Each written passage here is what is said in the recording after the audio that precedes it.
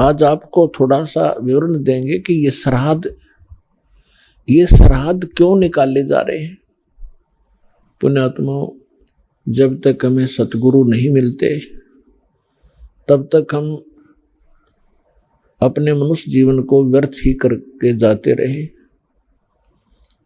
भले ही हम आन उपासनाएं करके छोटी मोटी सिद्धियां प्राप्त कर देते थे, जिस कारण से हम आम व्यक्ति से ज्यादा कुछ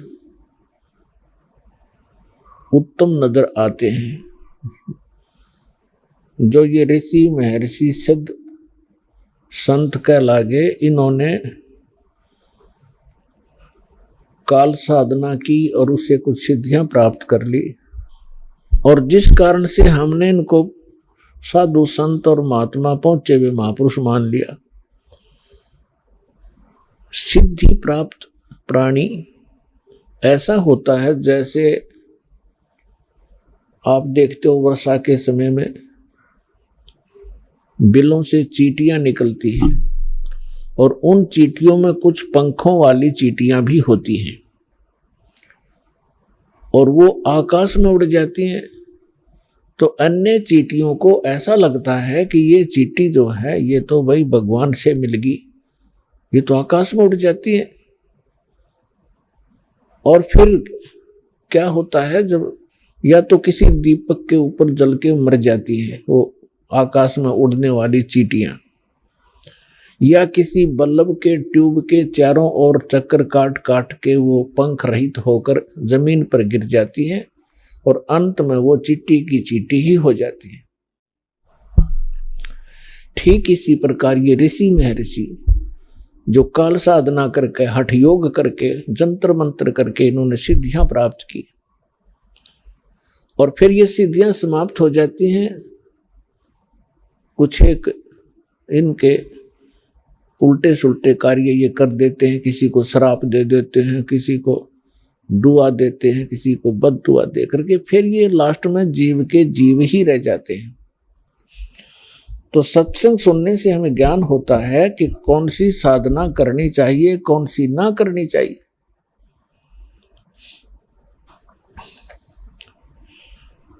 आज आपको थोड़ा सा विवरण देंगे कि ये श्राद्ध क्यों निकाले जा रहे हैं। हमारे जो धर्मगुरु थे ये अज्ञानी थे एक नंबर के। इनको ना अपने सिलेबस का पता था, अपने टेक्स्ट की बुक्स का पता नहीं। पुराण, श्रीमद् भगवद गीता और वेद ये हमारे आध्यात्मिक सिलेबस है, और हमारे धर्मगुरु संस्कृत जानते थे और ये संस्कृत बोला करते थे। गीता का और वेदों का मंत्र तो वही बोल देते थे, अनुवाद अपने हिसाब से गलत करते थे, जिस कारण से हमारे अंदर भ्रम बना रहा कि ये बड़े विद्वान हैं, संस्कृत भाषा जानते हैं, इन्होंने सदग्रंथों को ठीक ठीक जाना होगा। इन्होंने अपना भट्ठा बैठाया और साथ में हमारे पूर्वज भूत बनवा कर छोड़ दिए। एक मोटा सा उदाहरण देता हूं आपको। एक समय एक रुचि ऋषि थे। उस ब्राह्मण ने वेदों को समझा और उसके आधार से अपना जीवन प्रारंभ किया भक्ति मार्ग का। उसकी उम्र 40 वर्ष की हो गई थी, उसने विवाह नहीं किया, ब्रह्मचारी पद में रहता हुआ वेदों अनुसार अपनी साधना कर रहा था जैसा उसको ज्ञान था। 40 वर्ष की आयु जब हुई, उसके पूर्वज 4 ब्राह्मण और दिखाई दे जो मर चुके थे, मृत्यु को प्राप्त हो चुके थे। पिताजी, दादाजी और परदादाजी और फिर चौथा दादाजी। वो चारों उसको आकाश में दिखाई दी। आवाज लगाई कि बेटा रुचि, आपने विवाह क्यों नहीं किया और विवाह करके हमारे श्राद्ध निकालता? हम बहुत दुखी हो रहे हैं, आपने यू कार्य क्यों नहीं किया? तो रुचि ऋषि कहने लगा कि हे पितरमोहो, वेद के अंदर इस श्राद्ध कर्म को, इस कर्म कांड को मूर्खों की साधना बताया है, फिर आप मुझे क्यों इस कर्म में लगा रहे हो? इस बात को उसके पूर्वज ऋषि, उसके पिता, दादा, परदादा, चौथा दादा वो भी मान रहे हैं कि हाँ बेटा वेदों में ऐसा ही है जैसा आप बोल रहे हो, वेद में ऐसा ही लिखा है। जब वेद में, वेद है सिद्धांत भगवान का, एक विधान परमात्मा का, और ये जो उन ऋषि महर्षियों ने कहां से ग्रहण किया वो कि श्राद्ध निकालो, ये किसी पुराण से ग्रहण किया। और पुराण ये गॉड गिवन स्पिरिचुअल नॉलेज नहीं है, जैसा कि आपको पहले भी सत्संग में बताया। वेद और श्रीमद् भगवत गीता, वेद वाला ज्ञान ही श्रीमद् भगवत गीता के अंदर है, और सूक्ष्म वेद में भी ऐसा ही है जो परमात्मा ज्ञान देते हैं। तो अब आपको थोड़ा सा मार्कंडेय पुराण से ये प्रकरण रूबरू करते हैं, जिसमें रुचि ऋषि और उसके पूर्वजों का जो भूत बनकर धक्के खा रहे हैं और अपने पुत्र को भी उसी विवश कर रहे हैं कि तू भी मन भूत गलत साधना करके। ये देखिएगा मार्कंडेय पुराण, मार्कंडेय पुराण सचित्र मोटा टाइप, केवल हिंदी संक्षिप्त, गीता प्रेस के रूप से प्रकाशित है। और ये कहां से छपा है? अब इसके हम आपको ले चलते हैं 242-43 पे। ये देखिएगा 242 पृष्ठ पे मार्कंडेय पुराण, संक्षिप्त मार्कंडेय पुराण, रोच्य मुनि की उत्पत्ति कथा। मार्कंडेय जी कहते हैं, ब्रह्मन पूर्व काल की बात है, प्रजापति रुचि ममता और अहंकार से रहित इस पृथ्वी पर विचरते थे। उन्हें किसी से भय नहीं था, वे बहुत कम सोते थे। उन्होंने न तो अग्नि की स्थापना की थी और न अपने लिए घर ही बना रखा था।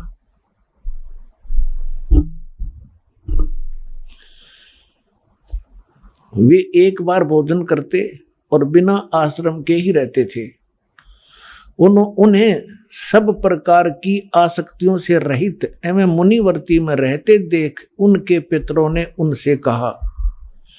पितर बोले, बेटा ये देखो, ये भूत दिख गए इसने, ये देखो ये भूत दिखाई देंगे चारों, ये पिताजी, दादाजी और फिर दादा का पिताजी, दादा का परदादा जी, ये चारों भूत बन रहे ऋषि जी। अब ये क्या इंस्ट्रक्शन दे रहे हैं देखिएगा। पितर बोले, बेटा विवाह स्वर्ग और अपवर्ग का हेतु होने के कारण एक पुण्य में कार्य है, उसे तुमने क्यों नहीं किया?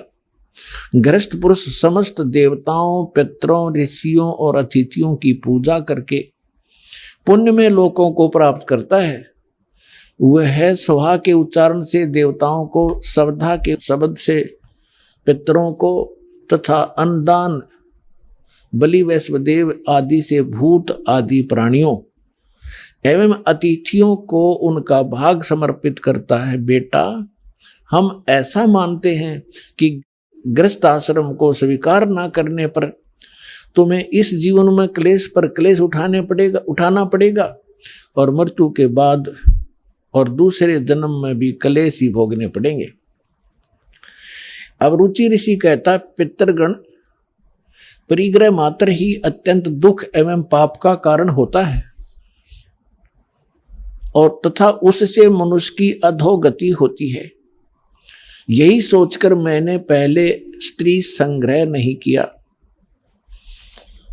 अब हम ज्यादा ना पढ़कर आपको अपने काम की बात पढ़ावांगे। पितर बोले, बेटा जितेंद्रिय होकर आत्मा का प्रक्षालन करना उचित ही है। तुम जिस पर चल रहे हो वह मोक्ष मार्ग है।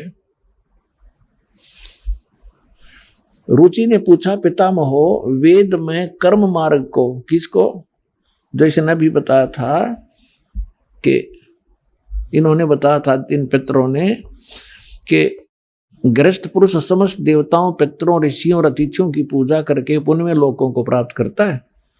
वह स्वाहा के उच्चारण से देवताओं को,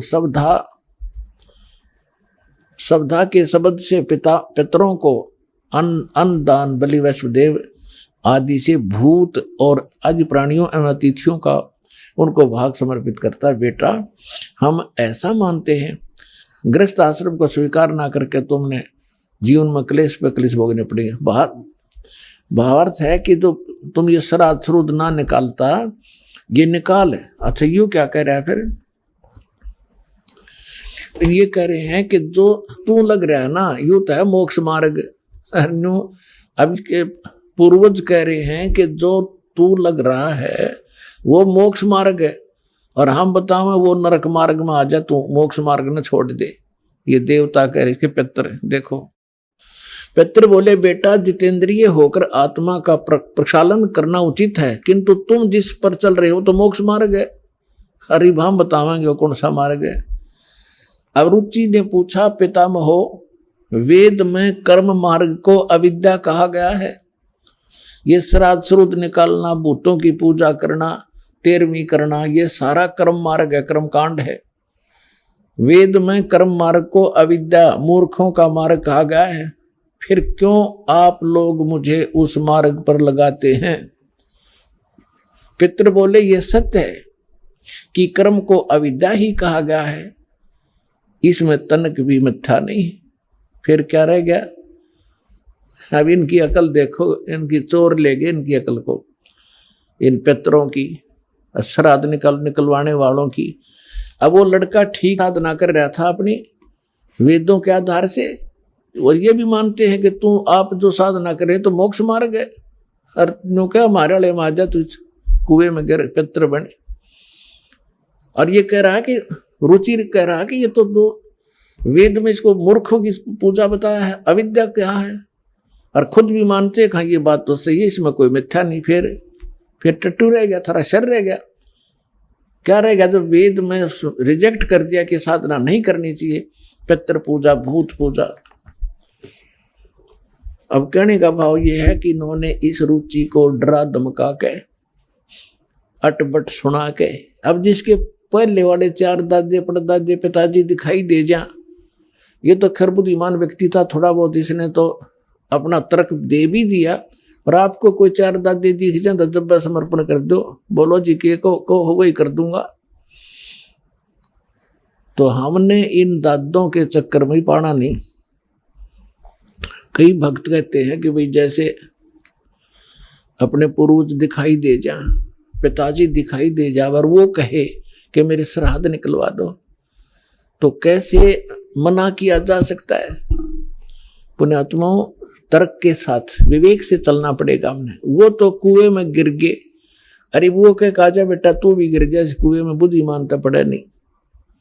बुद्धिमान का कर्तव्य बनता है कुएं में गिरे हुए व्यक्ति को भी निकालने की चेष्टा करे, कोई ऐसा साधन खोजे, उसमें रस्सा फांस दे। तब उसने कहा आप भी पकड़ दो और बाहर आ जाओ, आपकी भी जान बचाए, मुझे क्यों मरवा रहे हो पिताजी? तो बुद्धिमत्ता इसमें होती है। अब कुएं में गिरे हुए व्यक्ति को निकालना चाहिए, ना कि भावुकता में छलांग लगा दे, दोनों मर गए फिरता है। तो इन गलत साधना करके जो भूत योनि पितृ योनि प्राप्त कर चुके हैं, उस साधना को हम नहीं करेंगे, नहीं तो हम भी उस कुएं में गिर जाएंगे। अपने आत्मा श्रीमद् भगवत गीता में क्या बताया है? श्रीमद् भगवत गीता अध्याय नंबर 9 के श्लोक नंबर 25 में कहा है कि जो देवताओं की पूजा करते हैं देवताओं को प्राप्त होते हैं, और जो पितरों की पूजा करते पितरों को प्राप्त होंगे, पितर बन जाएंगे। और भूतों की पूजा करने वाले भूतों को प्राप्त होंगे, वह भूतों वाले ग्रुप में चले जाएंगे, भूत बन के। और गीता ज्ञानदाता कहता है मेरी भक्ति करोगे मुझे प्राप्त होगे। देखिएगा, ये श्रीमद् भगवत गीता, गीता प्रेस गोरखपुर से प्रकाशित है, जयदयाल गोविंद का इसके अनुवादक हैं। अध्याय नंबर 9 के श्लोक नंबर 25 को आपके रूबरू करते हैं। ये है अध्याय नंबर 9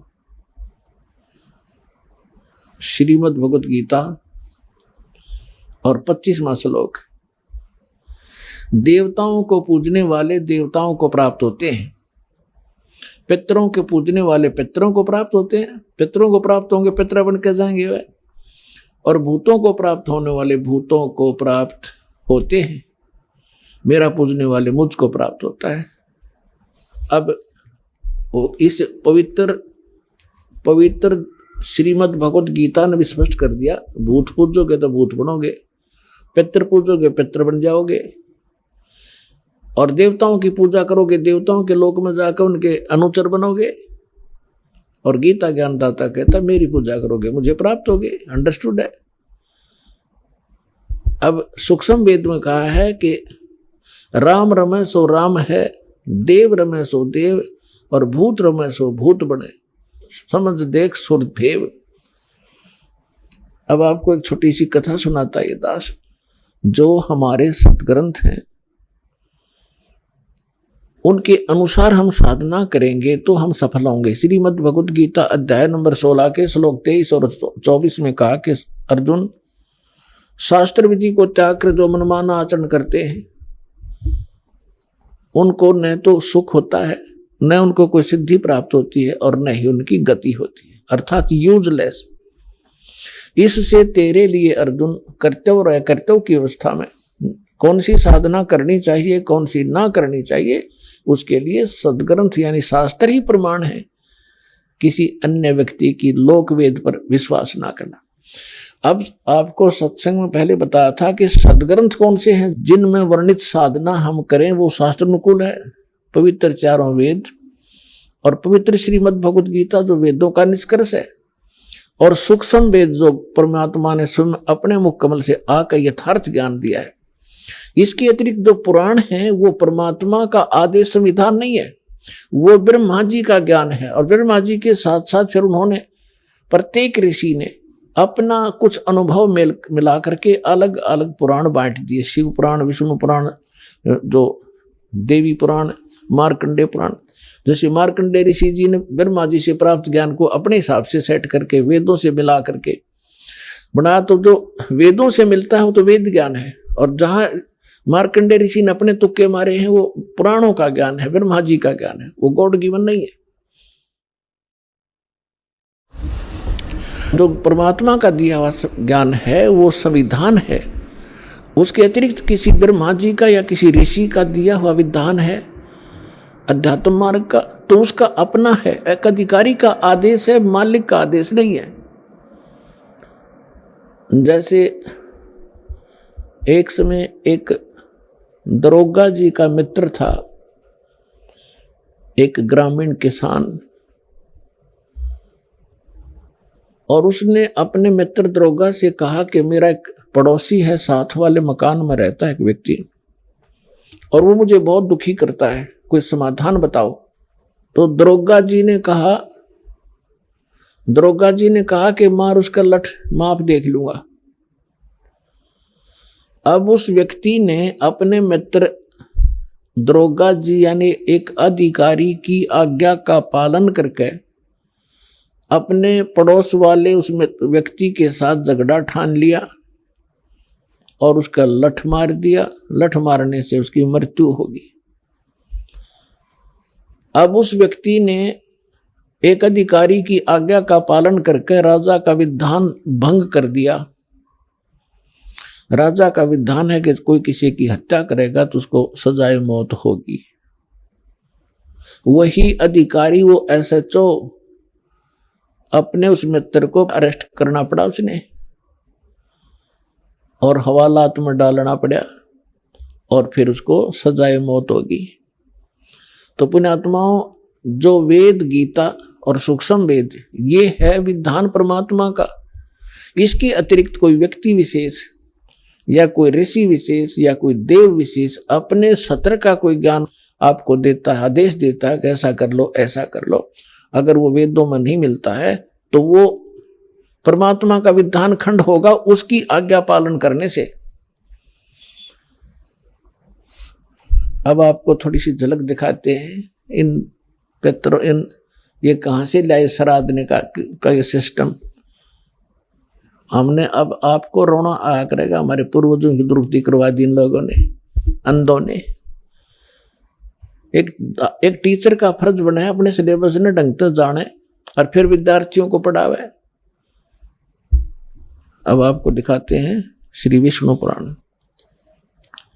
अपने आत्मा यही पुराणों की अगर माने तो पुराणों के अंदर भी बहुत सा ऐसा विवरण दे रखा है जो जैसे दास ने बताया था कि जैसे हमारे सदग्रंथ हैं ये एक वन है और वन के अंदर बहुत सी अच्छी जड़ी बूटियां होती हैं और जानकार व्यक्ति उन अच्छी जो आवश्यक है उन जड़ियों को निकाल कर एक औषधि बना लेता है।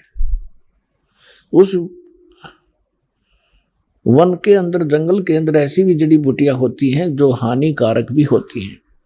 तो जिसको ज्ञान नहीं वो हानिकारक जड़ी बूटियों को मिलाकर अगर बना देता है जुगाड़ कोई जड़ी बूटी तो वो दवाई बनाता है तो हानि करती है।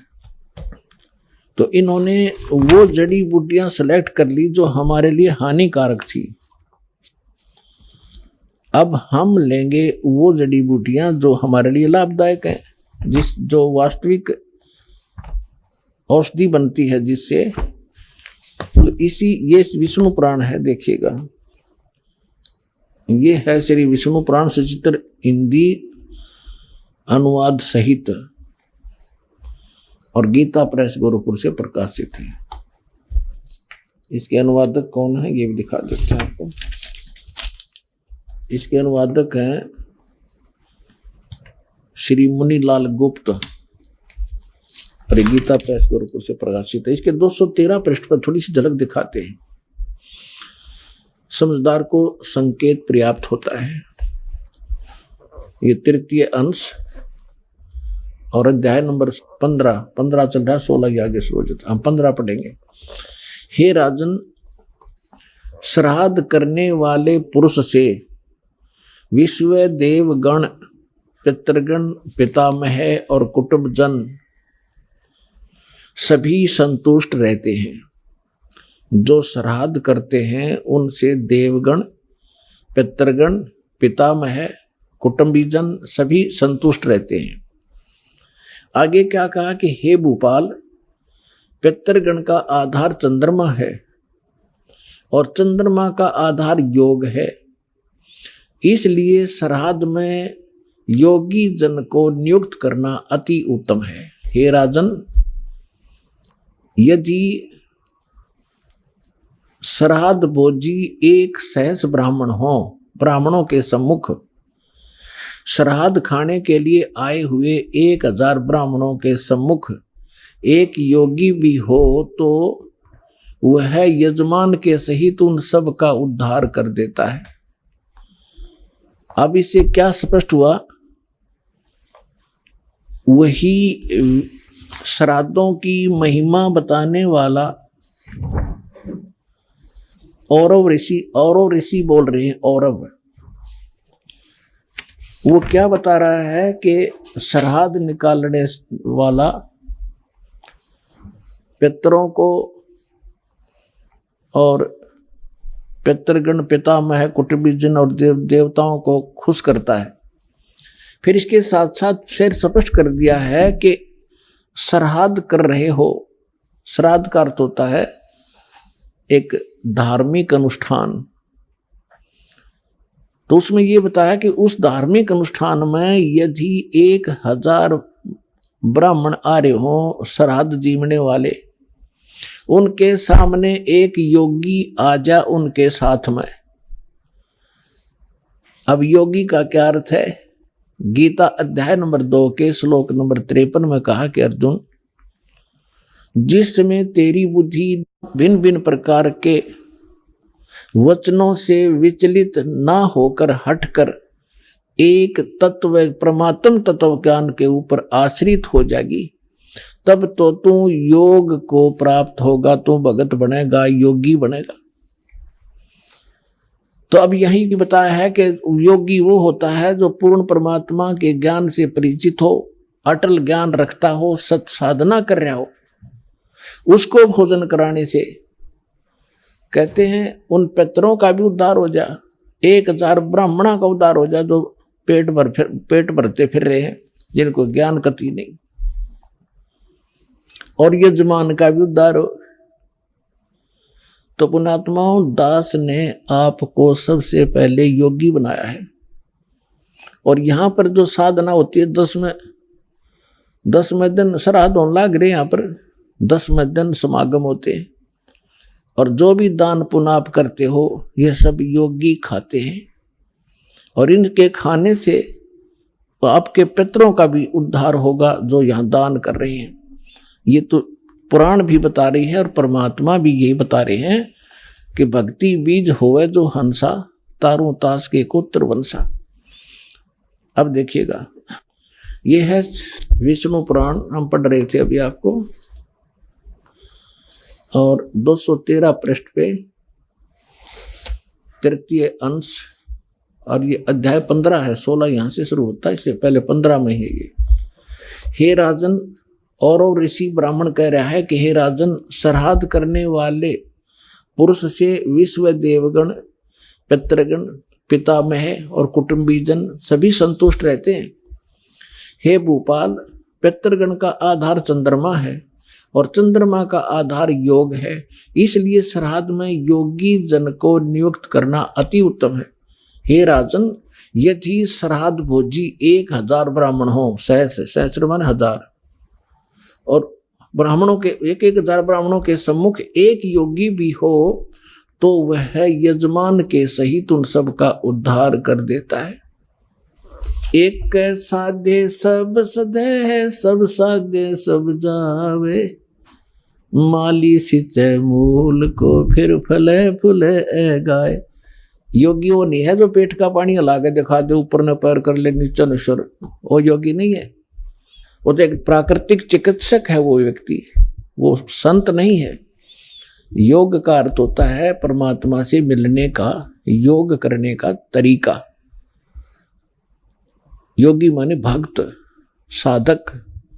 तो अब आपको क्या सिद्ध हुआ कि हमारे सदग्रंथ वेद हैं, वेद अनुसार साधना करने से हमें हमारी शास्त्र अनुकूल साधना बनती है। और वेद और गीता दोनों एक ही हैं।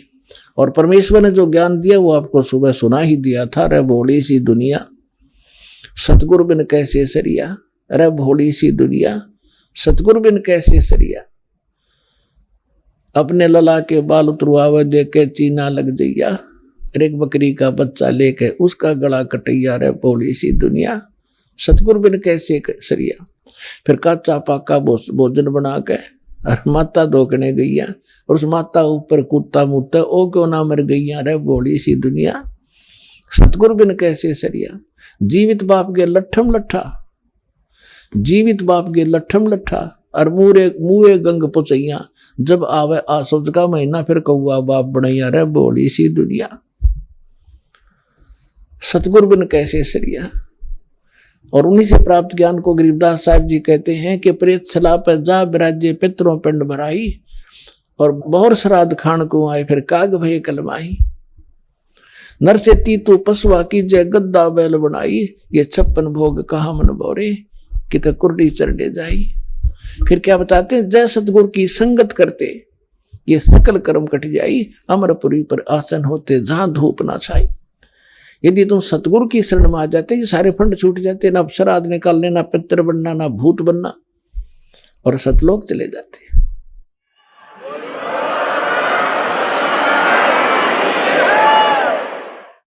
एक जीवित उदाहरण देता हूं आपको। मेरे पूज्य गुरुदेव जी इसी हरियाणा स्टेट से भिवानी डिस्ट्रिक्ट में एक दादरी के पास बड़ा पैतावास गांव है, वहां के रहने वाले थे। उनका जन्म पवित्र ब्राह्मण कुल में हुआ था, लेकिन उनको ज्ञान हो गया था कि जिस आधार से ये ब्राह्मण ब्राह्मण कहलाते हैं, ये ब्राह्मण नहीं है। ये तो एक परंपरा पड़ेगी। जैसे कोई वैद्य था और बहुत सुप्रसिद्ध वैद्य था, नब्ज पकड़ते ही रोग बता देता था और बढ़िया औषधि देकर स्वस्थ कर देता था। तो उस वैद्य के वंशजों को आने वाले समय में वैद्य कहने लग गए सारे, कृपाराम वैद्य, बलवान सिंह वैद्य, फलाना वैद्य। और वो वैद्य है केवल सरनेम बन गया उनका, वो वैद्य नहीं है। उस वैद्य के वंशज होने के कारण वैद्य नाम से प्रसिद्ध हो गए। और जानते नहीं पेट के दर्द की दवाई फिर खाक वैद्य है वो। इसी प्रकार जो ब्राह्मण हैं वर्तमान के, जिनको हम ब्राह्मण कहने लाएंगे, ब्राह्मण, तो उस कुल में हमारे पूज्य गुरुदेव जी का जन्म हुआ। और उनको जब ज्ञान हुआ, जब पता चला कि ये तक केवल ब्राह्मण है, पंडित नहीं है। पंडित सोए जो पिंड की जाने। मेरे दादा गुरु जी थे, वो दिल्ली के अंदर छावला गांव के जाट थे, किसान। और वो हमारे जो दादा गुरु जी के जो गुरु जी थे, जो जिनके वो संपर्क में आए, उन्होंने उनको काशी विद्यापीठ में पढ़ा दिया, उस किसान के लड़के को। और फिर वो 4 विषय के आचार्य बन गए। उनको पंडित चिदानंद नाम से जाना जाता रहा। आज भी उनका खरखोदा के पास में, जिला सोनीपत हरियाणा में, एक गोपालपुर छोटा सा गांव है, उसमें उनका आश्रम है हमारे दादा गुरु जी का। उस पर बोर्ड लगा हुआ है पंडित चिदानंद आश्रम। वो जाट होकर पंडित को आए, और हमारे गुरुदेव जी ब्राह्मण थे। बोले नहीं, हम ब्राह्मण नहीं, हम संत हैं। तो कहने का भाव ये है कि मेरे पूज्य गुरुदेव जी जब 15-16 वर्ष की आयु के थे, खेतों में पशु चरा रहे थे। पहले यही काम करते थे, गौएं चराते थे अपने अपने, इनके जमीन भी थी, खेती भी करते थे। और हमारे जो दादा गुरु जी थे उनके संपर्क में आ गए। इनको प्रेरणा हुई। इन्होंने सोचा कि यदि मैं घर से निकलूंगा वैसे, तो पीछे पीछे घर वाले भाग लेंगे, ये फेर लाओगे पकड़ के। उन्होंने ऐसी सूझबूझ की। पहले वन बहुत होते थे, जंगल होते थे बड़े बड़े। इन्होंने क्या किया, एक दिन 2 कपड़े ले गए अपने, 2 ड्रेस, एक पहन गए, एक और ले गए। और शाम के समय जब पशुओं को लेकर चलने का समय हुआ, अपने साथी दूसरे ग्वालों से कहा कि आप चलो, मैं आ रहा हूं, एक बार फ्रेश होया हूं। जंगल में घुस गए और वो अपने पशु लेकर घर न आ गए। उन्होंने क्या किया, जंगल में जाके दिन में वो देख आए थे सारा साजबाद। एक पशु खा रखा था किसी हिंसक पशु ने, किसी शेर ने या भेड़िए ने, कोई बकरा बुकरा खा रखा था। उसकी अस्थि पड़ी थी। उनके पास, उनके ऊपर अपने कपड़े डाल दिए जो पहन के गया था, और दूसरे पहन करके वो सीधे चले गए जहां मेरे गुरुजी थे, उनके गुरुजी थे। अब रात्रि का समय हो गया। उस समय कोई ऐसा टॉर्च टार्च भी ना होया करती गांव में। लगभग 100-125 वर्ष पहले की बात है। कुछ देर इंतजार की भाई। वो उनका नाम था हरद्वारी, बचपन का। तो घर वालों ने पूछा, और दूसरे साथियों जो उनके साथ गए थे ग्वाले, भाई हरद्वारी नहीं आया। उन्होंने कहा कि वो आता ही होगा, वो फ्रेश होने चला गया था थोड़ा सा अंदर। काफी देर इंतजार करके घर वालों ने चिंता पड़ गई, भाई कोई हिंसक पशु रहते हैं यहाँ पर जंगल में, और बालक को कहीं हानि ना पहुंचा दी हो। 10-15 व्यक्ति चले साथ में ग्वालों को लेकर के, जिनने देखा था इधर गया था अंधेरे में। उसमें ऐसी टॉर्च टार्च भी ना थी, एक दीपक सा जला रखा था, लालटेन दे रखी थी, थोड़ा थोड़ा टिमटिमाता सा प्रकाश था। ढूंढते ढूंढते खोजते खोजते अंदर गए, देखा तो वहां कपड़े पड़े, अस्थि पड़ी। एकदम अंधे हो गए। जो कहने लगे, भाई बच्चा तो खा लिया। ओहो, तो ये पड़ा भाई। फटाफट उसको उठाया, कपड़ों में बांधा, लाकर अर्थी बनाकर सुबेरे सुबेरे फूंक दिया।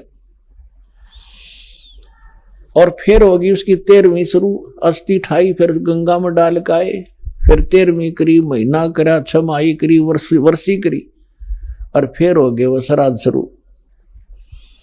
वो जा रहे अपना कल्याण कराने के लिए। जब उनका सतलोक गमन का समय हुआ, मेरे पूज्य गुरुदेव जी मुख्य तौर पर पंजाब में रहा करते थे। पंजाब में एक तलवंडी भाई नाम का छोटा सा कस्बा है, फिरोजपुर जिले में, और एक उनका आश्रम था मोगा में। तो तलवंडी में भी आश्रम था। अधिकतर वो तलवंडी रहा करते थे, वहां के सेवादार ज्यादा थे। तो तलवंडी भाई वो रहा करते थे। दास को दीक्षा देने का आदेश वो दे चुके थे 1994 में। 1996 में वो अपने गांव में आए। इस पैंतावास दादरी के पास। हमें पता चला कि गुरुजी यहाँ आए हुए हरियाणा में, उनके साथ हमारे ही शिष्य, उनके बच्चे 2 सेवा में रहा करते थे। उनका संदेशा पहुंचा, गुरुजी आ चुके हैं। तो दास भी चला गया, उस समय गांव गांव में सत्संग किया करते थे। जब हम वहां पहुंचे, प्रणाम किया गुरुदेव को, उसमें सारा गांव देखने आया कि वो व्यक्ति तो जीव है जिसने हमारे मान रहे थे। सारा गांव देखने आया। वो गए थे लगभग 100 वर्ष के बाद। जाते ही बता दिया कि ये मेरे चाचा का घर था, ये हमारा घर था, हम इतने भाई इतनी बहन। तब उनको यकीन हुआ सचमुच तो वही हरिद्वारी है। सारी पीढ़ी बता दी। तो जब दास वहां पहुंचा तो एक 92 वर्ष की 92 ईयर ओल्ड उनकी भाभी बैठी थी। ऐसे बात चलती रही। मैंने उनसे पूछा कि जब हमारे गुरुजी घर त्याग कर चले गए थे तो आपने पीछे से कैसा महसूस किया? यहां नहीं थे, आपने मृत मान रखा था। तो उसने कहा, भाई मैं आई ना, जब मुझे पता चला था कि इनका एक भाई निसंतान मर गया, बे औलादा मर गया, ऊत नपूत कहा कर देसी भाषा में, और इनके हिस्से की जमीन थी 3-4 एकड़, 4-5 एकड़ जमीन इनके हिस्से में आती थी। उसको मेरे पति और दूसरा मेरे पति का भाई, 3-4 भाई थे, वो प्रयोग किया करते थे। और जब घर में कोई ऊक चूक हो जाती, खेती ना होती, पशु मर जाते या कोई बालक बीमार हो जाते, तो हम पूछने जाया करते थे अपने पुरोहित पे, और वो पतरा वतरा दिखाया करते। तो वो कहा करते कि आपका एक बेऔलादा मर रहा है, निसंतान मरा हुआ है हरिद्वारी, और वो सिद्ध है, तुमने वो हानि कर रहा है, वो प्रेत बना हुआ है, पितर बना हुआ है, वो प्रेत बाधा तुम्हें दुखी कर रही है। उसके लिए फिर जो सा भी वो जंतर मंत्र बताते हम सारा कराया करते, श्राद्ध भी निकाला करते थे। तो फिर मैंने उनसे कहा, माता जी गीता जी में लिखा है 9वें अध्याय के 25वें श्लोक में कि भूत पूजनीय भूत बनेंगे और पितर पूजनीय पितर बनेंगे, देवताओं के पुजारी देवताओं के प्राप्त होंगे, मेरी भक्ति करने वाला मुझे प्राप्त होगा। तो ये तो गलत साधन आपके सामने देख लो, ये तो जनता का कल्याण करने लग रहे, और आप इसका कल्याण के लिए ठगे जा रहे थे। नो बोली, भाई बात तो सच्ची है। मैं बोला, जी अब तो त्याग दो इन बकवादों को, इन श्राद्धों को। नो बोली, ना भाई, नो को कर छोड़ दिया तो पुरानी लाग है, वहां बाढ़ में जाए पुरानी लाग है। अरे इतना प्रत्यक्ष देख रहे हो आप, फिर भी नहीं मान रहे, तेरा गजब हो। तो पुण्यात्माओं, सौभाग्य आपका, ये परिवर्तन होगा ये सच्चाई के आधार से। पहले तो हम डरा रखे थे नकलिया ने, नो नहीं करोगे तो न्यू हो जाएगा, फलान हो जाएगा, खाक हो जाएगा। मालिक सिर पर बैठे, समर्थ का शरणाग हो रंग होरी हो, भाई कदे ना हो काज राम रंग होरी हो। समर्थ का शरणा हो, फिर कैसे हो जाए। एक भगत बता रहा था, वो कह रहा था, जी मैं अपनी बहन के यहाँ चला गया, उनके वहां वर्षा होगी, मारा हुई नहीं, किसान था वो, और मैं अपने उनका संदेश आया कि यहाँ वर्षा होगी है, जमीन ज्यादा है, आप आइयो अपने बैल ले आओ, हमारी मदद करो। मैं अपने बैल ले गया खेती संवारने के लिए, बीज बोआने के लिए। मेरी सेवा लगा दी दूसरे खेत में, वहां मैं ले गया। जानता था मैं खेतों को सारे, कई बार जा रहा था अपनी बहन के यहाँ।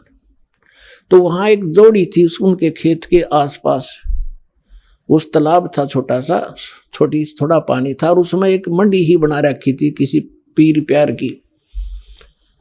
मैंने दोपहर में जाकर देखा, पानी पिलाने गया पशुओं को, बैलों को, तो वहां एक धड़ी गुड़ रखा, बेली गुड़ की। मैं वह बेली ठा लाया, फोड़ के कुछ तो आप खाई और कुछ बैलों को डाल दी, उनने खा ली। तो मैं आकर घर सो गया तो रात ने एक 3 फुट का व्यक्ति, दाढ़ी सी वाला, मुसलमान टाइप दिखाई दिया। नो बोला, तूने मेरी बेली खा ली और बैलों को खिला दी, और दूर खड़ा नहीं, इतनी दूर मेरे तो 50 फुट दूर। नो कह, तू तगड़े की शरण में था, ना तन्ना मारूं और तेरे दोनों बैलों को मारना था मैंने। तो मेरे तो तगड़े की शरण में है, यानी समर्थ की शरण में है, मैं तेरा कुछ बिगाड़ नहीं सका। मैंने सारे अपनी कोशिश कर ली।